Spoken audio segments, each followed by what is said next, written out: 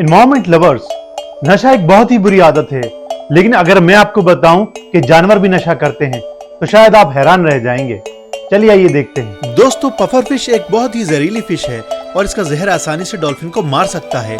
लेकिन डॉल्फिन ने सीख लिया है कि इनकी स्मॉल डोज इन्हें जबरदस्त नशा करा सकती है, इसलिए यंग डॉल्फिन्स छोटे छोटे बाइट लेके दूसरे डॉल्फिन को पास कर देती हैं और ये आधे घंटे तक ऐसे ही खेलते रहते हैं। उसके बाद उन्हें नशा चढ़ने लगता है, जो कि नार्कोटिक इफेक्ट होता है पॉइजन का। सिर्फ डॉल्फिन ही नहीं, और भी एनिमल हैं जो नशा करते हैं। और हमारे चैनल को लाइक और सब्सक्राइब करना ना भूलना।